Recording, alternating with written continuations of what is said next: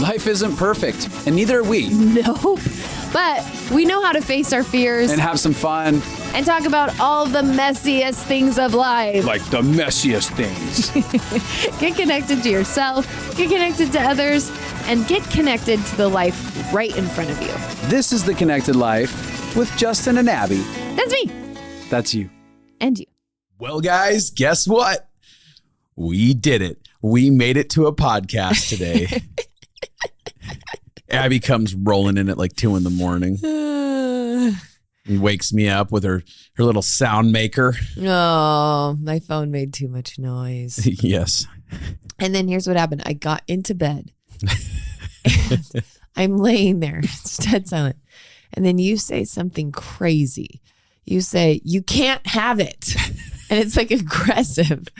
And I'm like, what? And then just silence. And listen, you don't talk. You don't talk in your sleep. So then like a couple of minutes later, and it was so aggressive, I actually felt panic because you don't talk in your sleep. And so I was like, what's going on? I'm really concerned about him. And then I was like, should I wake him up? Like, what do I, like, I felt panic. And then you say some other crazy crap. Do you remember the second thing you said? I don't remember what it is. I was just thinking. It's just like sentences of mumbo jumbo. And I'm laying there being like, oh my God, oh my God, oh my God. What do I do? What do I do? And then you just start laughing. I tell her I've been awake. I just want to screw with her because that's what she does all. She talks in her sleep first off. So Yeah, much. but I do it all the time, so you're used to it. Yeah. And then I made the mistake of asking how the night was. And so I ended up about an hour and a half later being able to get to sleep. That is not true. Yes, it was like 3:30, bro. No, but you asked more questions than that. I'd tell one part of the story and then you'd be like, anything else? Yeah, I know. Anything I was trying else? to act like I cared at that point. No, don't do that. No, I felt loved. If you're going to take that love away, I'm going to get triggered right here on the podcast. Don't act like you don't care in front of our friends. I did care. It was enjoyable getting to talk to you. It did keep us awake. That was my favorite part Yeah, of the it did night. If keep you're us going up to till take that away 3:30. from me. No, it was great. It was great. I enjoyed it. I did enjoy it. Yeah. So anyways, we're now you here. hear my deep, sultry morning voice. Yeah. We only have a couple hours of sleep under our belt. So that's where our best work happens, though. Oh, the magic's about to be made. When I'm sleep deprived and basically like zombie. morning drunk. Morning drunk. That's a great. Yeah. That's a great morning term. drunk right now. I am morning drunk right now. 100%. Oh man. Today we want to talk about something we think that I don't know what you think because this is my idea to talk about this, but I think this is a great idea. This is something that I have a conversation with clients for years I've had with them about the way that they relate to people. And this has been a profound, impactful, when people get this understanding, it's profoundly impactful because it changes the game on their ability to have both vulnerability and connection to people. So today we're going to talk about what we're going to refer to as the relational kingdom. Oh, Justin made it an allegory or Yeah. analogy? Like an analogy. Is it the same thing? It's an analogy. I don't know the difference. It's an analogy. Analogy. Yeah, but we're going to talk about our relational kingdom, and if you've been around like talking about boundaries and stuff like that, it's gonna feel kind of similar. But Yeah, we're gonna exactly. get into kind of like deep diving, like to help people go on a journey of processing where they put people inside of their relational kingdom. One of the things that I've found. Oftentimes for most people is that they have two places inside of their relational kingdom. It's either In or out? It's either in the bedroom, Oh gosh. right, where all the intimacy's happening, Uh-huh. or it's outside the city walls and they're throwing trash over the city walls at those people. Get out of here. Get off my property. I don't want you around here. Quit bothering me. So you're saying like people either let people into a place in their heart. Like when we talk about the bedroom, well, should we just start talking about? We will in a second. Okay. I want to talk about the consequences of these two extremes. Okay, yeah, go ahead. So one of the things that happens is that when we have these two extremes inside of our lives, we end up have a really massive, difficult time at creating vulnerability. Vulnerability feels especially terrifying for most people in these circumstances because they're like, if I give any level of vulnerability, it means that you pass the city walls of my kingdom, you've hopped the moat, and you're in my bedroom where I'm making love. Oh. And that feels way too intense, way too terrifying. There's no expectations of what people have to do or be in the way that they show up safely, in the way that they live out their life. They're all of a sudden just planted in that space. And there's no expectations really at like what I'm willing to give of myself to them. It's just all of myself. Yeah, which is a lot of people let people affect them in a very deep way. That's where when the stranger, passing by flips you off and then you're melted down for the next like week. That guy who flipped me off. Yeah. I mean, is that a real analogy? Yeah, absolutely. Normally if that happens, I think it's just a trigger. Yeah, but those triggers inside of our lives are intensified because of not having these structures built inside of ourselves. Having emotional boundaries that we can actually set. Absolutely. Yeah. And so you can be completely thrown off because someone that you don't know ends up doing something that suddenly. Yeah, I think that there's a lot of times a lot of hurt happens in relationship when you just have the person you're talking about in the wrong place towards you. Yes. Like there's a lot of relationships that get ironed out once you put like that person who's hurting you all the time, once you put them in the right category or in the right distance from your heart, then you're like, oh, actually over here, we get along great. Yeah. I don't have expectations. I have different expectations. I was going to finish that sentence. Oh, okay. I don't have expectations that would equal, hey, this is what a best friend should do or should be for me. It's like, well, actually with that person, they're not a best friend. Yeah. I have clear standards of what an acquaintance is, and they meet acquaintance really well. Yeah. So we're going to talk about those different levels. Do you want to? Yeah. I mean, for me, this has really, really helped me because partially what it does is it gives you permission to have like some standards and some core values that help you know what to do with people. So that the concept is that, do you want to explain the concept is like a relation, like a kingdom? Yeah. So we're kind of just talking, and this is just something I came up with. It doesn't have to be that in depth but the thought is that in a relational kingdom, you have at the very center of a relational kingdom, the palace, and in the center of that palace happens to be the bedroom. Yeah. And so to me, I look at it and I go, there's a bedroom, there's a palace, there's a courtyard, there's the general city, and then there's outside the city walls. Yes. Yes. And so there's different levels of how close, like if you're the king or the queen of your city, there's different levels of how close you let different people be. So like some people, you meet them and you're like, oh, you're really wonderful and I really enjoy you, but you need to be in the courtyard or else I'll start to get resentful of some of the things. And you can go make messes in the courtyard and it doesn't affect me that much, the type of messes that you're making, because that courtyard is easily cleaned up. Yeah. It doesn't hold the depth of value that you making that type of mess in my bedroom is going to freak me out. Oh, yeah. So like the bedroom would be like primary attachments. I'd say like one, maybe two, maybe three. Yeah. Like 3 at most. For instance, Abby, I might be one of those.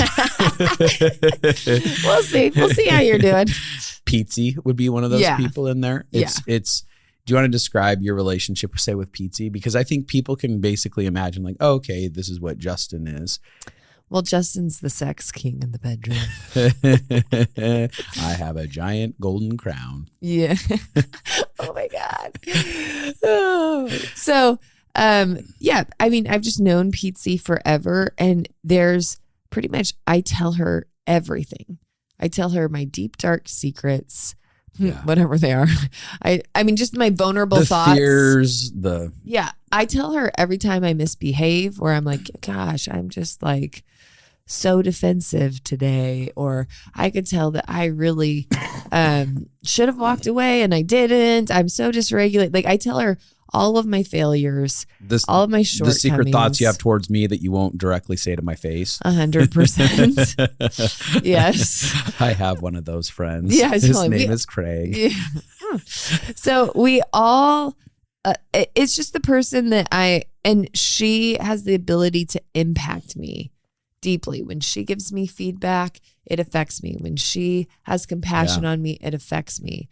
And like one way I know that she's in there is if I feel like the whole world is turned against me, like she's the person I turn to. Yeah. And I can feel some sort of like someone loves me, on a deep, knows me. It's and unquestionable. Loves me. It's something that's written inside of your heart. Like that person, it's like, I don't necessarily feel alone when I feel alone. Like when it's suddenly feel that sense of abandonment or deep pain, it's like, but I'm not alone. Yeah. Here's these people who see me, they know me, they understand me, and they take care of my heart really well, even in our messes. Yeah. Like PT and I have made messes in your bedroom. 100%. But they're the type of messes where you're like, yeah, but Justin and Pete come back and clean up those messes. Yes. They participate in cleaning it up. Yeah. But I will say this, like in me and Pete's relationship, we have moved, like, and this is what I love about thinking about the relational kingdom. I have put her in different spots in different seasons. There are some times where she is in the palace, not the bedroom. And then there's been a couple seasons she was in the courtyard because of life. And things that were happening. And being able to see what she could or couldn't do. Yeah. As far as her capacity for what she could give or couldn't give inside of conflict, inside of like just time, energy, and attention. There was a season where she had so much PTSD and it was affecting our relationship in a dramatic way. And she didn't have capacity that I put her, like she had to be in the courtyard. I mean, like, or like, outer palace. Like it's hard to even say that she's in the courtyard, but like she was moved towards that. And that's the thing I love about this is mine is very flexible. So people, just because something's happening in a season doesn't mean that has to be where they stay forever. So there's gates or doors all the way through. Yes. So just because Pete's really safe in one season, if something happens, like even just sometimes time. Yeah. Like, let's just talk about time. Like our lives sometimes really align where we find lots of times to talk on the phone. Other times they don't. So like sometimes she can't be in my bedroom because I need somebody that I can count on to get a hold of. Yeah. And sometimes, and same with her, she'd say the same thing with me, that like sometimes she would move me to the palace because if we can never connect when she needs someone, instead of feeling pain all the time and rejection all the time and feeling like I must not matter or you just put them in the place in your heart where those expectations make sense. Yep, absolutely. Yeah. And this isn't an issue of like, I'm rejecting someone and throwing them out. And unless they make it outside the city walls, and that's because they've done something to reasonably be there. But it's really about like Abby said, I'm adjusting expectations and understanding what this person has capacity for, or what I have the capacity to give. Yes, because there's certain expressions at every level where I'm like, I can't have 5 to 10 people inside of my bedroom because I don't have the time or the energy to be able to be attentive to that level of people inside of that space. I don't have the emotional bandwidth to be able to do that because I have very specific things that I will give to people based in every place that they exist. Yeah. So for instance, someone who's say inside of my bedroom, if they make a phone call to me, and they need my time and say my world's super busy, I will drop everything for their meltdown. Yeah. It's like, I'll use Craig as an example because he's one of those in the bedroom. And he'll call me and be like, hey dude, I really need a phone call right now. And I'm like, okay, I'm canceling these meetings. If you need that type of time, I'm going to cancel all these meetings, no matter how high level they are. and we'll sit down and we'll go through a process right there, no matter how exhausted I am. Right. Not to the point where I have zero boundaries, but I'm like, no, I will sacrifice. You're willing to sacrifice. I have a willingness for a deep level of sacrifice for someone who exists inside of this space. And I also understand that he does as well. Yeah. And for me, that's part of my expectations. If you get into that bedroom, there's like, for me, there's like a deep loyalty. Yeah. Like, I'll go bury a dead body with you. But I got to expect that you're going to do the same for me. Totally. That's a requirement for me personally, is that there's a level of loyalty that says, come hell or high water, we will have each other's backs and we will work through anything and we will sacrifice deeply time, energy, attention. Yeah. I think that that's one of the things is when you have the same expectations as someone else in a relationship, there's so much less pain. So a lot of relational pain comes when someone's constantly disappointed by the other person. Yeah. Because their expectations are different. And a lot of times we've seen in our own lives, I remember this years ago, there was somebody, we should talk about the palace. So the palace is the bedroom, and then there's the palace. And that palace is your close friends. Yeah. They're the people that they get to come in. The type of messes that they can make a little bit like they can make bigger messes because I'm like, well, it's not as You're painful. Still in my house. You're still in my house. You do need to be respectful inside of this place. Right. There's certain levels of loyalty that you need to be able to have inside of it.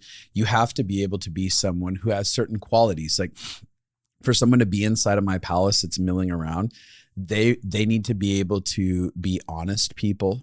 Yeah. And they need to be people who seek to get clarity inside of relational conflicts. Mm-hmm. Like, they're people that want to believe the best about me. Mm-hmm. Their level of loyalty may not be hide the body totally type level, but there is some expression of like, no, this relationship deeply matters to me, and I will fight for it. Yeah. This would be like, in my world, this is like my close friend circle. This is, I call them like, this would be my bestie circle. I have like 3 to 10 besties who live in the palace, and I talk to them regularly, and they have the power to impact me. Their words matter. How they see me affects me. They can confront you. They can confront me, and also their love. Like, I let myself be affected by their love. That's a great point. And I have standards, and I think when we get to the outside looking in, it'll be easier for me to do standards. But a standard for me, same thing. Like, you don't get into my palace if you don't have a value for conflict. Yeah. Because I don't let anyone in my palace whatsoever. And when I find out that they lose a value for conflict, they're out. Yeah. Well, after you've talked through it and tried to help. Totally. If it doesn't exist there, I can't have someone that doesn't have a value for healthy conflict. Yeah. Because that'll destroy me, and that will burn me really bad. Yeah, and there's lots of relationships where people and this doesn't have to be everyone's. We're talking about our own core values. Yeah. Everybody gets different core values for their different places. The point is that you're very aware and you develop what you need. Mm-hmm. Yeah. How you develop both your expectations and how you're affectable, like how much I'm willing to be affectable. And with my close friends in my inner palace, most of them know my core values, and we have had an exchange to see if that is their core values. Like, I literally watched one of my friends, they had such a value for conflict that when they saw 2 of their friends acting just a little off towards each other, they went and confronted both of them and was like, you guys need to talk through whatever's going on. I can feel something's going on. You guys love each other. You need to talk through that. That value of somebody being like, hey, fight for a relationship, talk through, even if it's a little thing. And that's what they're saying. It doesn't feel like a huge, there wasn't a huge war going on. It was just that it wasn't quite normal. Yeah. And so watching them do that, I was like, oh, they could be in my palace because they care about talking through things in relationship. And I'll watch people, I'll give an example, like Rachel Hughes. She's one of our consultants. Yeah. Like, I've watched her and people in my palace, often for me personally, are people I've been able to see over time. Like they slowly get closer to my heart. Yeah. Well, she would be in my palace now because I've watched her core values. Yeah. She's loving. She has a lot of compassion for people. She believes the best about people. She's willing to have a voice and not abandon herself. Yeah. She's willing to, and how did I come up with what I want for these? It's by how I've been hurt in the past. Yeah. Like a lot of how I've figured out what I need is like, what do I need to make me feel safe? Because these behaviors made me feel really scared. So when I had friends who never confronted me and then they would blow up on me, Yeah. that felt really scary to me. I can handle bite-sized conversations all the time if we need to. Yeah.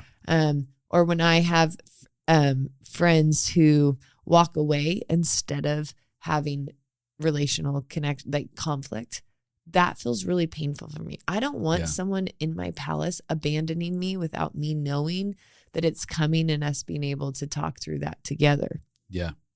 And so my pain points compassion is one of my love languages. Right. And so all of the people in the palace for me have a lot of compassion. Yeah. And if someone is missing one of the qualities, it is because they have so many of the other qualities that I'll be like, okay, that one is okay because this and this and this. For instance, I had a friend who's like years in my life, and they have a deep loyalty thing and a deep understanding thing where they're like, oh, I'll get in your corner and I'll understand. Yeah. And that put them in a place of the palace towards the bedroom. However, there was a season where like I couldn't like depend on them to be available, and even in the slightest, like even remotely texting me every once in a while. Well, they kind of went and hid in a hole and refused to engage at all. And there was and you multiple times said, this is hurting me. I'd like connection with you. Yep. And they weren't able to respond to that well. Yeah. And they were in their own shame. It wasn't about you. They were in a season of addiction. Yeah. And they had so much shame that they could not respond. And they eventually found themselves out towards from moving to the courtyard to the city and almost outside the city walls. Yeah. But one of the things that you talked about is that I was affectable. Mm-hmm. Right. And again, it wasn't just I was affectable to them disappearing. I was so affectable to their love. Yeah. Right. And I allowed their love, like their words, they could share things about how they saw me, and it would so empower me. Totally. I actually let their words land really strongly. And long story short, I still had a deep value for that individual, where I was like, oh, I love them because they have these core qualities. And I was also, we've done life together for a long time. Mm-hmm. And so I was so willing to have those doors be reopened at any point because of our history. And at some point there was a conversation that was re-explored on their behalf, just taking ownership. And I felt like, oh, it's very easy to bring you back into these spaces, as I could see that things got reconciled inside of their life. But it wasn't just one conversation, because I see a lot of people do this. Yes. Like somebody has done a behavior repetitively that has broken trust. Yeah. And then they have one conversation where they repent. And so you throw them right back into the palace.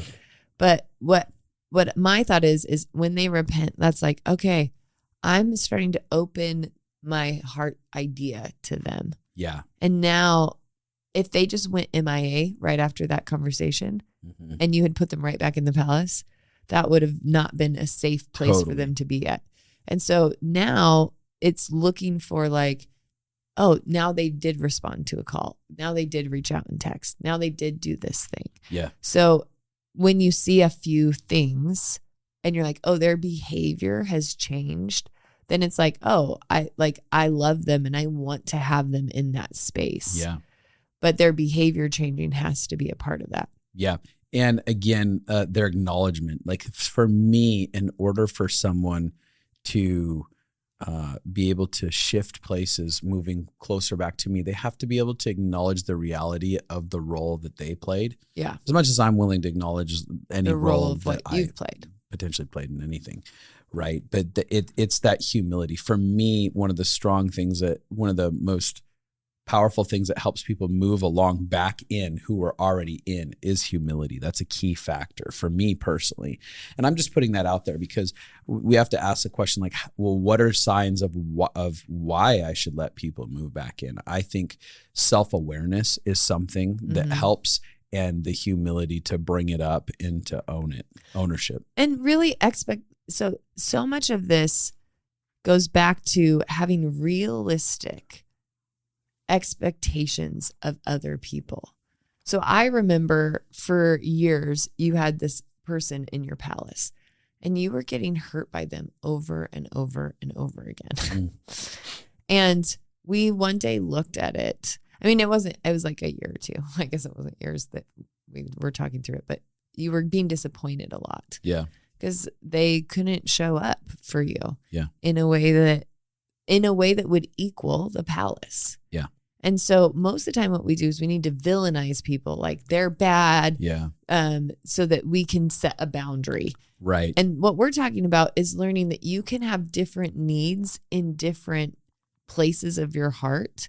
And you don't have to decide they're good or bad or I'm good or bad. You can actually decide, oh, it looks like they're treating me like I'm in their courtyard. Right.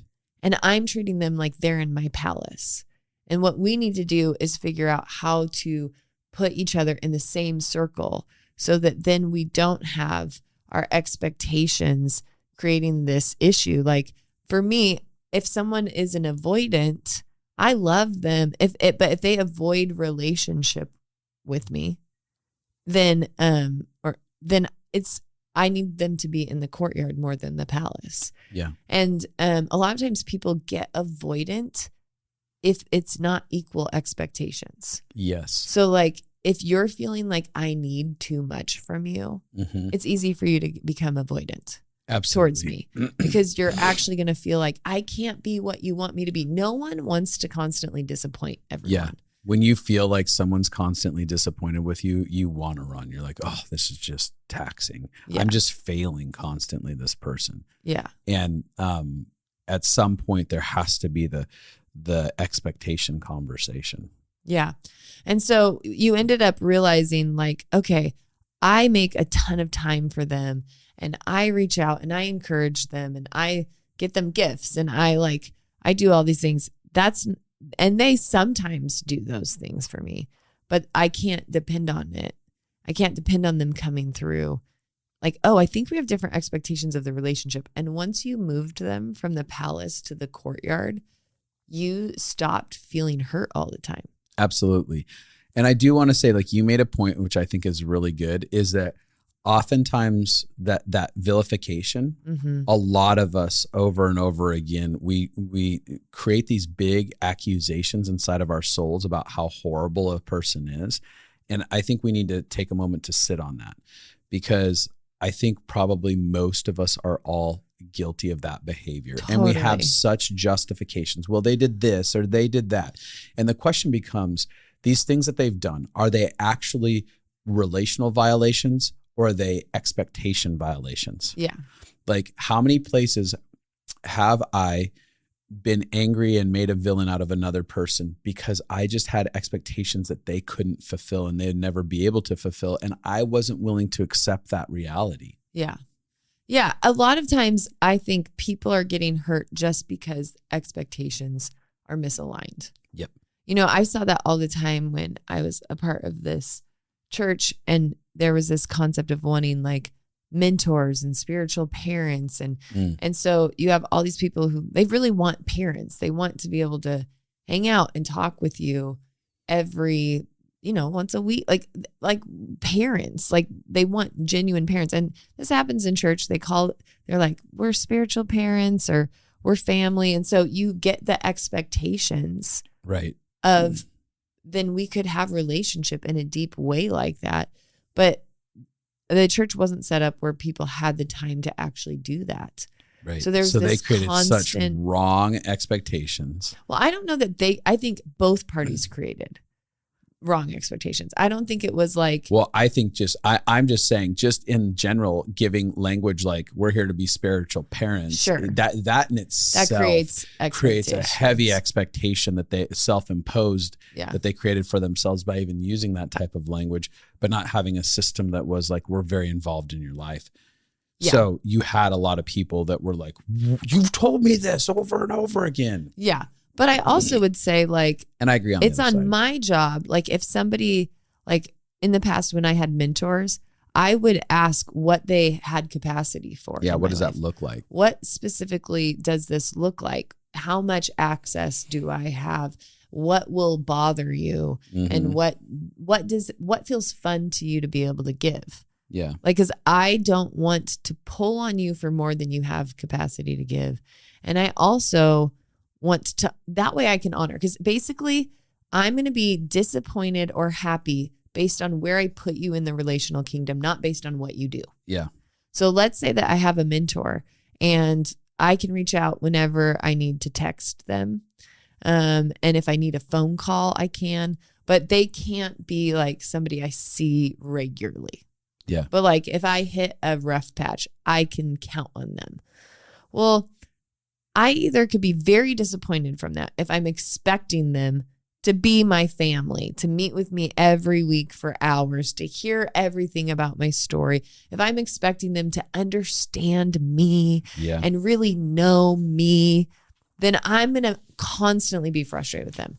But if I have the expectation of, I know that I can count on you in these hard situations. I know that when I hit a wall, you'll encourage me. You'll tell me something about your life and how I'm going to make it through this. And if I need a call, you will do it. Like that. So then I've been happy and fulfilled the whole time because I feel thankful for what they can give because I don't expect them to give more than that. Yes. And one of them said, they were like, I'd rather give you low expectations with me. Yeah. Because high expectations breaks trust and creates disappointment. And they followed through on the low expectations they've given me. And I have felt really valued. And this is something that I really struggled with as a leader because I overpromised what I could give people. Yeah. Because I wanted to. I wanted to be able to love everyone. I wanted to be able to be there. I wanted them to be able to have access to me. Like I had such a heart for people, but what it was is like, I acted like I had the capacity to be in people's palace and I didn't. I had the capacity to be in someone's courtyard or somewhere else. Or I also think sometimes I try to let people know I have the capacity to be maybe in their city. Yeah, maybe in their city. Yeah. I mean, I don't do this anymore. I'm saying like, but 10 years ago, this was totally. really true. Totally. And the other thing is I do sometimes put mentors in my palace that I have different expectations for than friendships. It's like for friendships in my palace, I need to be able to get a hold of you regularly, and I need to, like, we're hanging out regularly. And you know me if you're in my palace. Like, you know what I'm like. You know the pain I've had. You feel things with me. Like, but for mentors, I have, like Paul Young would be a great example. Yeah. He's a mentor that I would put, like, he's around my palace area. Yeah. I don't talk to him very often. But when I do talk to him when I need to. Yeah. And I let him impact me. Yeah. Like somewhere between the palace and the courtyard. I let his philosophy and wisdom is important, and I trust that. So I let it impact me on like a palace level. Yeah. Like the wisdom he has. But also like relationally, I don't have to be around him all the time for him to not be hurting me. Yeah. So I'm just saying I can have different expectations within the palace of different roles. Different roles that people play inside of the palace, and they can have that level of palace access, but they have way vastly different expectations on them. Yeah, like maybe like, in the palace you can have like guests, and then you can have like the the people who like rule the court with you, you know? So I don't know. Yeah. Yeah. I think it's super vital understanding what our expectations are. Yeah. For every level. And I think that that's something like, as you're listening, something you should be asking yourself is like, what are the expectations I hold for people? Is like, do I understand my own expectations for someone that's that close to me? Like that takes a tremendous amount of self-awareness. And that's something that I had to sit down and really ask myself, what do I expect out of someone that is this close to me? What do I expect out of a stranger? I expect a stranger, excuse me. I expect a stranger to just not spit in my face and not do anything violent or attacking towards me. Yeah. Like when I have an interaction with a stranger at a store or when I'm out and about, I'm like, hey, we're good. Just don't act out in ways that would like violate my personal space. Yeah, totally. And we can have pleasant interactions. I'm going to give someone that's a stranger a pleasant interaction. I'll maybe give a little bit extra of my time that's sacrificial only because I've decided to, like, I feel an overwhelming love for a random person, but I will never expect them to do the same back to me if I sacrifice in that place. Right. And stuff like that. And so also the affectability inside of that, I'm like, oh, if that stranger cusses me out, I don't have like any expectations on them to be a person who was safe and trustworthy in the first place. So I don't really allow this to impact me in a way that's like, it doesn't impact your view of yourself. View of my personal self. You're not like, oh, I must be a piece of shit because they said that. Like, that's not how you are gonna be thinking about yourself. Yeah. Whereas if somebody in the palace challenges you, you're gonna be like, am I that? Yes. But a stranger, you're not going to be like, wow, am I failing at life? Yes. Yeah. Absolutely. This is where social media gets really complicated because a lot of people are allowing people right into their bedroom. Yeah. Or their palace, like letting someone who doesn't know you. Like to me, part of the layers. So you have outside the city walls, those are people, strangers. Yeah. Right. And then, what's the next one? I'm sorry. Oh, in the city itself. The city. So the city is like acquaintances and people that you've had. And then the courtyard is friends. So I'm always I completely forgot what I was saying.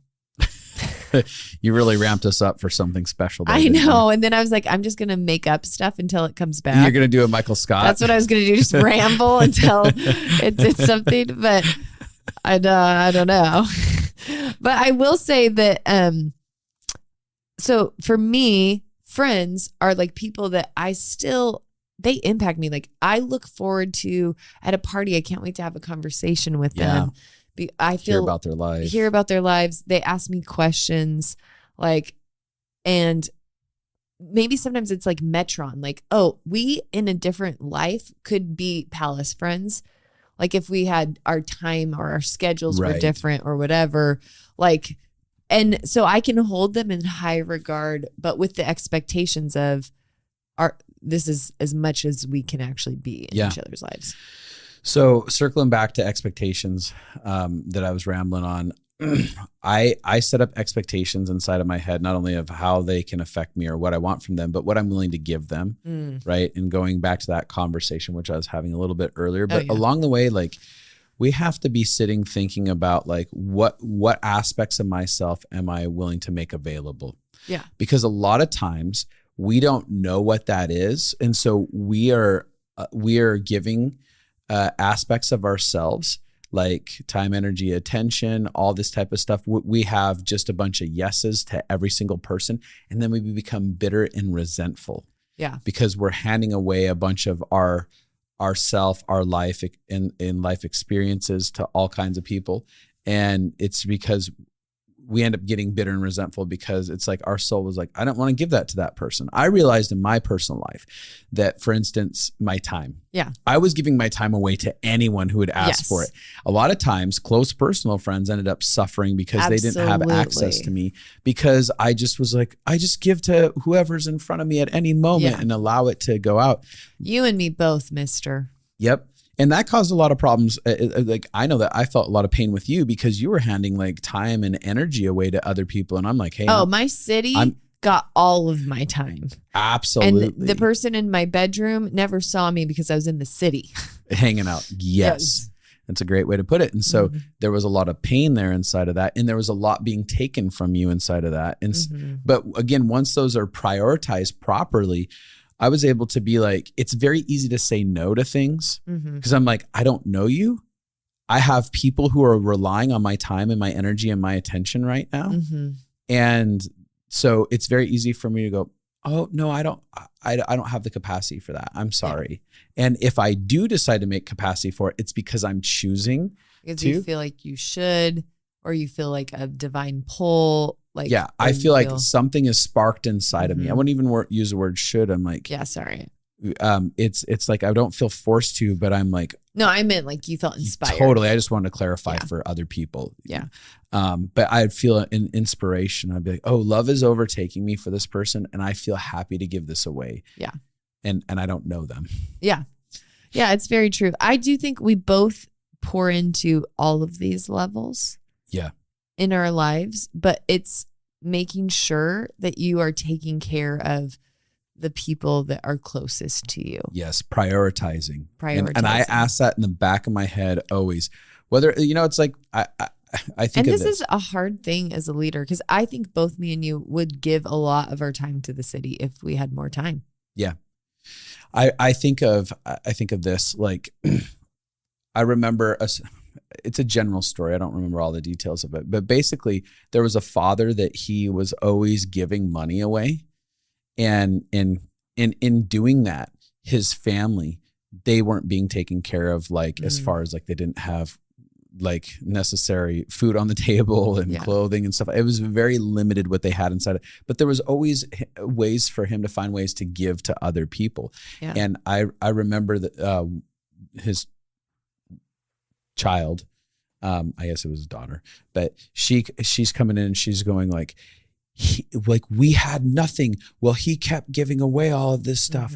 And I was like, yeah, because the pain that you have inside of this is that a responsibility here. You have like, you're one of the primary attachments inside of his life, and your well-being actually isn't being taken care of where other people's well-being is. Right. And so there was, in his like, need to please people and stuff like that, he so violated his family that they ended up going without in ways that they didn't have to. And it's okay to be giving. It's like, but did I take care of the people well that are right in this space? Yeah, that's really important. I think it's good to like check in with yourself and even with the people around you. It's easy for this to happen because the other thing is that relational intimacy that you have in your bedroom and in your palace can make it easier to want to give to other people. Yes. Because it costs more. It costs more to interact with the people that you're close to, because intimacy is scary. Yeah. And intimacy, so like sometimes it is easier for me to go take care of a stranger because they're just going to think I'm the best person in the world. You're a hero. You're a hero. And that feels awesome to be. And if you, in your palace and your close friends, if you feel like you're failing them sometimes, it's easier to just go be a hero somewhere. Or if you feel shame about what you have to give. And so there's an understanding of like why we do this. It's not ever that we're just bad people and we don't care about the people close to us. It's always that there's something that we're just probably subconsciously allowing to push us into. So most of the people I know want to take care of their friends and their primary attachments. They can find themselves like me, subconsciously drifting to taking care of everyone else because of a need they have. Like, I had such a need to try to fix my parents. So I was always trying to fix everyone in the world because I was trying to resolve my childhood stuff. And because of that, I was consumed with giving my energy to all of the strangers and all of the acquaintances I had. Yeah. all the people in the city. I was consumed with that. And there was reason. It's not because I didn't care about people. Mm-hmm. It's not because I'm a bad person. It's because my subconscious was driving my ship more than my conscious decisions were. Yeah. That's why we're having this conversation. So you can begin to think through, how am I treating my primary relationships, my close friends? How am I moving people up and down through the ranks? And for me, one thing that I have a very high core value, and this is how I would teach people, is if I'm going to move you from either my bedroom or the palace or my courtyard, I am going to have a conversation where I give you the option to stay first. Where it's like, hey, this is kind of where I'm at and what I need. Yeah, like I'm recognizing that like maybe like the way, let's say it's the way you talk about people. Here's a great one. The way you talk about people, you get really harsh about other people. And I can tell that I'm starting to feel on edge inside, because I'm like, if you can judge other people like that, it makes me feel afraid that you're going to judge me like that. And that doesn't feel like, I can tell that it makes me feel insecure. And so I want you to be free to be whoever you want to be. You know, like I don't want to control you. Right. But if we want to be close friends, this behavior is something that is going to really affect me. Yeah. And so like, what are your thoughts about you and that and how we interact? And part of it is I'm having the conversation because some people just aren't aware. There's a lot of times that we get mad and build up a huge case and they're not even aware that that's happening. Like there's so many times that I hurt people's feelings that I had no idea I was hurting. That there was a people's behavior feelings. that you're doing. Yeah. Yes. And so it's fair to actually bring up something that has hurt you, or like, hey, I noticed that like when you don't respond to my texts, it actually really hurts my feelings. And then I get to decide. I mean, Marcus actually did this with me. He's like, I feel disappointed a lot in our relationship because you don't respond. This was years ago. You don't respond to my texts very often, and you don't. So I don't know if I'm valuable to you. And I was able to say, oh, hey, I respond to your texts more than I respond to 95% of the world. Like I know I respond like once a week to your texts, but that is so much for me in that season. Right. And so I was like, I want you to know that you actually do matter. You're a huge priority to me. Now, if the way I respond to text is going to hurt you all the time, put me in a different place. Yeah. Move me to the courtyard. Me. Yeah, because I don't want you to be hurt all the time. So I looked at, what do I realistically have the ability to do? And I thought, I realistically am probably going to keep texting about once a week. But that is me showing that I love. And so he thought, once he heard that I did value him and I was loving him and that once a week was a big deal for me, he felt like he could stay in that category. And he could readjust his expectations of you. And because like, okay. he was like, she loves me. Right. So we were able to have a conversation. And then what I did is, because we had that conversation, I was aware. I tried to be more aware of responding to texts. Yeah. Now, I wasn't great at it, which I set up expectations. And this is a lot of negotiate. I negotiate a lot with people. I do think I could grow in this, or I don't think I could grow in this. How can we both feel good with each other if I can't? Yeah. Like in this season, if I can't give you, so like Marcus had another one when he moved, he was like, I'd like to have some form of connection that's consistent. So, we made a once a week connection point. Yeah. So, and then he didn't feel anxiety about if I texted or called or didn't. Right. And I thought, I can do that. Right. Like I really value him. He's one of my close friends. He's in my palace. Yeah. So I want to figure out a way to honor and value him. Even though I might still be bad at texting.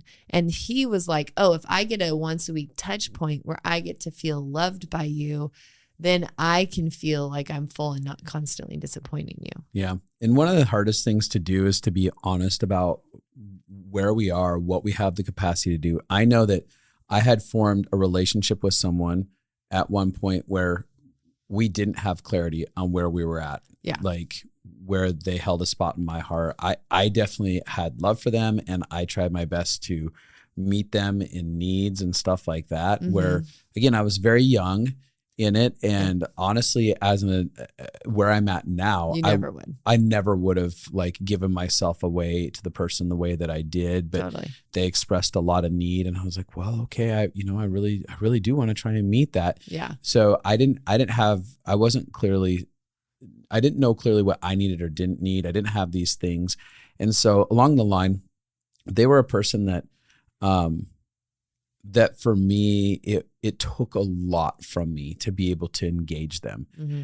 And I especially went through a season where we all know that I was very sick, and it was a huge toll to even answer a text message. Totally. Let alone want to hang out with someone that already felt like they took a lot of energy out of me. It was like very difficult. And so they circled back around at some point and they said, hey, like, I want to know where we're at and stuff like that. Like, do you even want to be friends with me? And I was like, internally, I don't want to be friends with this person. I just don't. And I know that there was people that maybe like have a really difficult time expressing like, hey, I don't necessarily want that level of relationship with them. But I was going to be one of the people that would express that. And so I said, no, we're not going to be friends, and we're never going to be friends. And you're not saying like you wouldn't be kind to him. I want to clarify.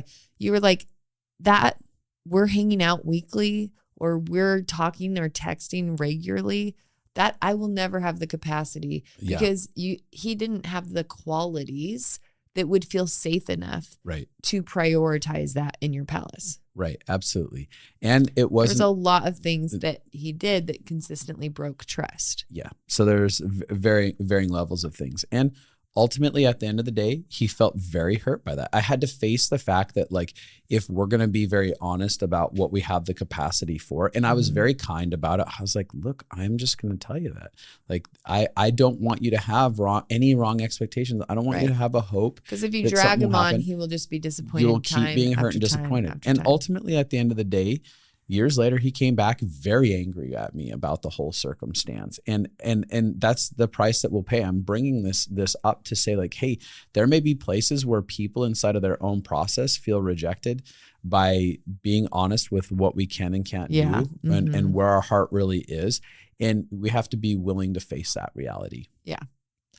Yeah, I think that's really important. Because I don't want people to walk away thinking like it's just easy. Like, it may come down to having strong conversations that people get very angry, even if it's like moving someone from a palace to a courtyard situation where you're just like, hey, I need to adjust expectations, and their pain is triggered in a way where they blow up, and it's like, you may end up in a bunch of messes inside of it. But what you do slowly do is you end up building a place that feels really safe. Like my relational kingdom now, for the most part, I feel so stable because I've done a lot of different exchanges that cost me with people getting frustrated and angry, but I sussed it out in a way that I'm like, it feels stable. Yeah. I know what I'm going to get from most of the people around me. Yeah. I know what I'm expecting. I know what I have the capacity to receive, to give away. Yeah. It's really like balanced my life. Like, the whole point of this conversation is that it actually helps people be a lot more happy with us when we stop people pleasing. We create these types of worlds inside of us. And it may take a little bit to get this sorted. Absolutely. But then people feel really safe. They know what they can and can't count on you for. Yes, always. And I don't feel shame in like reiterating what I can. Yeah. And the person that got really hurt, honestly, really was, in your world, always a city person. Yeah. And the pain came because they put you in their bedroom. Yeah. And a lot of things happen where people, like, another red flag I have is when somebody throws me in their bedroom. I met them last week and we hit it off and we had a great conversation, and now I'm in their bedroom. Oh, yeah. And now if I get put in someone's bedroom too fast, I'm like, my Guards go up. Guards start going up because I'm like, that's really fast. Well, Like, because you can't fulfill those expectations. right. And I may deeply end up hurting them and failing them really fast inside of this. And not because you're hurting and failing them, but the expectations of being in someone, you're like, oh, I take a while for people to come get closer to me, and the timeline of that. And then also when people throw people out too fast, that also is a red flag. Oh yeah. If I see people like when there's a mess that happens and then there's pain and they're like, you're out of the city gate. You're out. Yeah. I'm like, oh, nope. That's not safe for me. I will be that person in their world where they just quickly do it without any approach.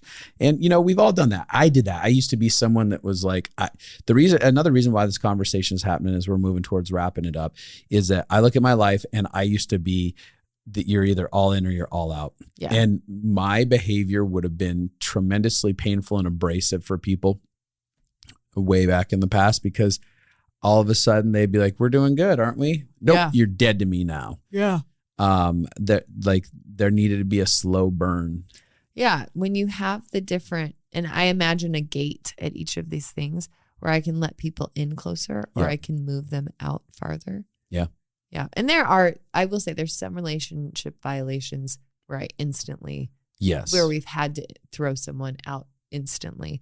But when I say instantly, it's like after seeking to understand and seeking reconciliation. And finding out that the violation was something that was so... Finding out someone won't be repentant. Yeah. And there are things in life that do that. I want to validate that for people. But for the most part, for the majority of our relationships, we can ebb and flow and move these. And when you have close friendships, just talking about what's realistic is so great. And like, what can we count on each other for? And how do then we can love what we do have, not constantly be mad at what we don't have. Yep. And you'll be able to love people much better in this process. Yeah. And they'll feel much better loved, even if they don't initially, in the way that you start doing it and hammering it out. And you'll also feel like there's so much more bandwidth inside of your life. Yeah. You won't have the type of exhaustion that maybe you classically had because you won't just be juggling relationships. You will have established them in a very clear way. And that's very helpful. So with that said, just a heads up, again, you guys have been hearing it. Our life consulting masterclass applications are still happening. Oh yeah. And we just did a call talking to people about it. If you want to email in, you can hear. It was wonderful. We had a bunch of students, master consultants, first years, second years. So you can actually hear from a variety of people what the school is like. Mm-hmm. And we also have a testimony video you can watch if you want. And we also have a class that you can watch to actually see what class is like. Yeah. So if you want more information on that, you can either visit our website and just take a peek at it there, or you can email us at support@stumvalconsulting.com and they can send you that recent conversation we just had with the people who joined us and hear all about the school. It's a pretty cool conversation. So it's awesome. We're so excited about this year. The beauty of science, the science of your brain, body, and emotions, and the life application of actually feeling and having connection experience, and experiencing it. Rachel yesterday was talking about how there's no school out there that is combining what we're combining. And it is so thrilling. Yeah, I'm loving it. Okay, well, hey, rate, review, subscribe, and share. We like you guys. I don't even know you. I don't know if I really like you. Maybe I do. If they're friends of ours, they're friends of ours. Most of the time when I meet people who like the Connected Life. They're wonderful, right? Yeah. Actually, I had somebody tell me the other day that whenever somebody from our audience interacts with them, they know that they will get so much more breakthrough in their life because they're already connecting to themselves. Yeah. So it just moving forward makes it easier. It makes me think of Carly and Amos Colbo, who are coming into town for our LCMC graduation. I think we have like 50 to 60 people coming to town. I'm so excited. Yeah, it's really fun. But we met them over the podcast and they just like, oh yeah. They're so wonderful. I can't wait to go hang out with them. Yeah, that's what I'm saying. We like you guys. Yeah. Yeah. But I still don't know if I like you. We'll see. Bye.